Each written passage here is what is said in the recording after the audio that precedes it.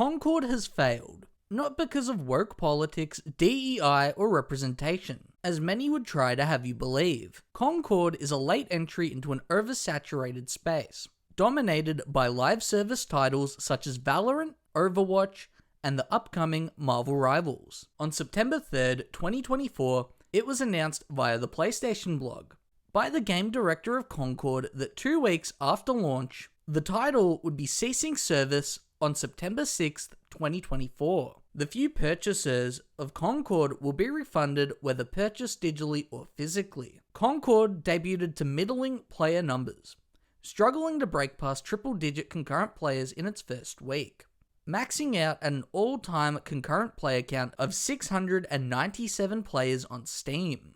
Simon Careless, a gaming analyst, estimated sales of Concord to be around 25,000 across both PlayStation and PC, with 10,000 of those being attributed to PC and 15,000 to the PS5.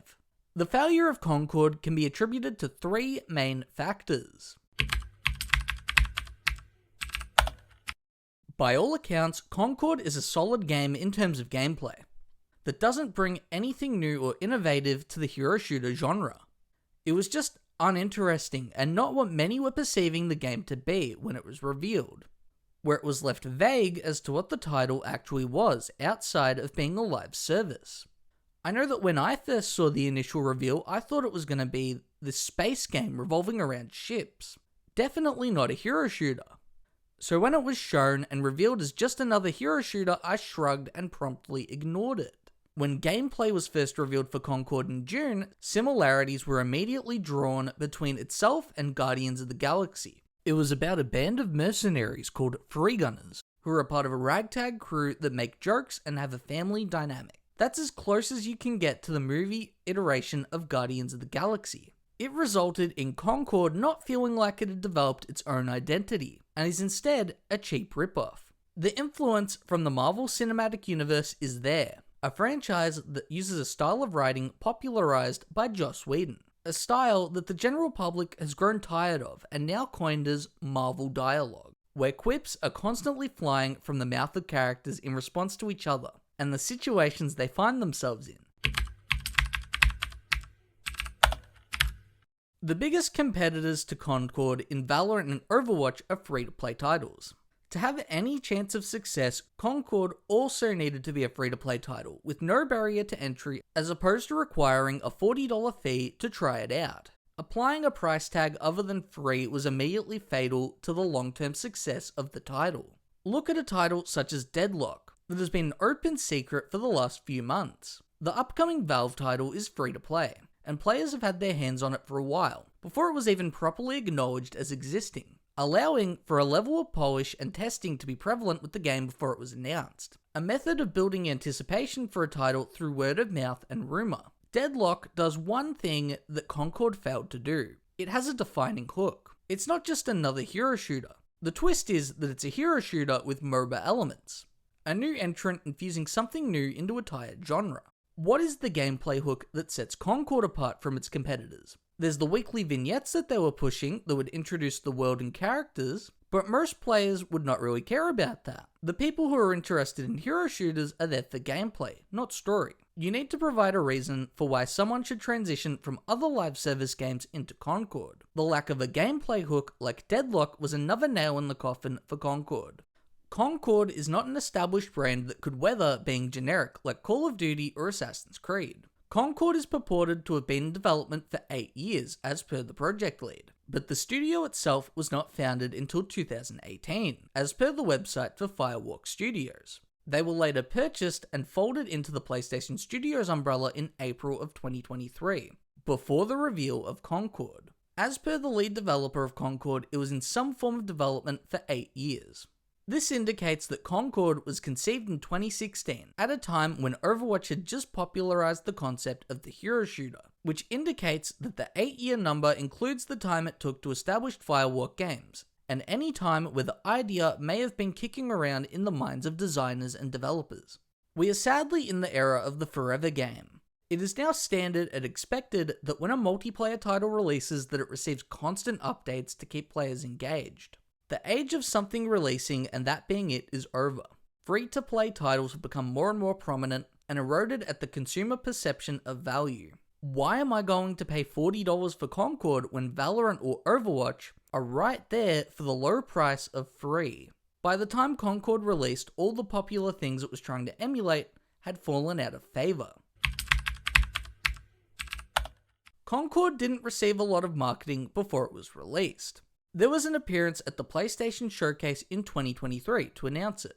Then an appearance at a State of Play in 2024 when the tone of the game was unveiled along with gameplay, with the last major marketing beat being the beta that was intended to only be for those who pre-ordered the game, but was eventually opened to the public, in what I would wager was a panic button move because pre-orders were lower than expected and they were hoping that the beta would raise pre-orders and convince people to purchase the final game. It could very much be argued that after the reception at the State of Play and the beta, that PlayStation heavily dialed back on the marketing. In the week leading up to the release of Concord, I did not see any marketing material pushing the game, which would indicate a lack of faith in the final product. That almost assures that the wider audience probably were not aware of the game's existence. If you go up to a random person and ask them if they bought Concord, they're probably not going to know what you're talking about.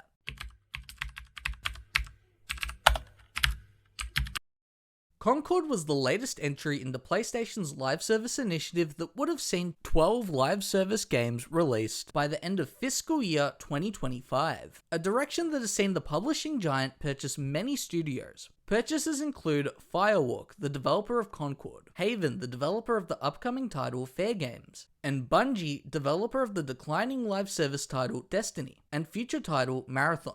As per Business Wire, Sony purchased Bungie for $3.6 billion. The live service initiative has been a mixed bag, with just as many hits as misses. I myself have been very critical of the move towards live service by PlayStation in several prior videos, mainly because it isn't what appeals about the brand to me. But at the same time, I also understand that not every single product has to appeal to me. These live service titles are a necessary evil to ensure the continued production of AAA single-player titles that I do prefer. Titles where the budgets are beginning to balloon out of control, as seen with Marvel's Spider-Man 2. They had a purported production budget of $315 million. The investment into live service can be costly, and in many instances will not pan out. But when it does work out, they are widely successful, like Helldivers 2, which released to critical acclaim and positive reception, but ignited the ire of gamers after removing the title from sale in several regions and requiring a PSN account a short period after launch. It managed to sell 12 million units at a $40 price tag, when everyone anticipated that it was going to be a failure. This is because Helldivers 2 did something different to other live service titles, opting for a Monster Hunter-esque PvE experience, as opposed to a more competitive one. The Last of Us Online was cancelled after Naughty Dog realised they would be working on the title for many years after launch, and would become a team exclusively dedicated to it.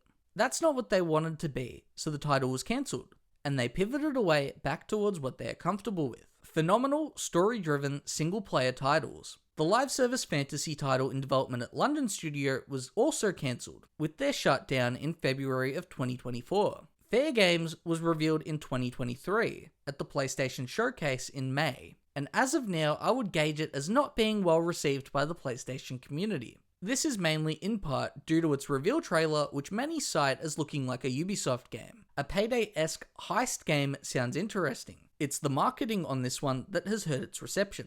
If they had led off with actual gameplay and getting the game into the hands of players, that would have done a lot more for it than that trailer. Destiny: The Final Shape was a critical success for the Destiny community, but did not manage to move the needle in regards to solidifying a stable future for Bungie, as indicated by the layoffs that occurred after its release, and the trepidation behind the scenes in regards to Marathon, as per the Friends Per Second podcast.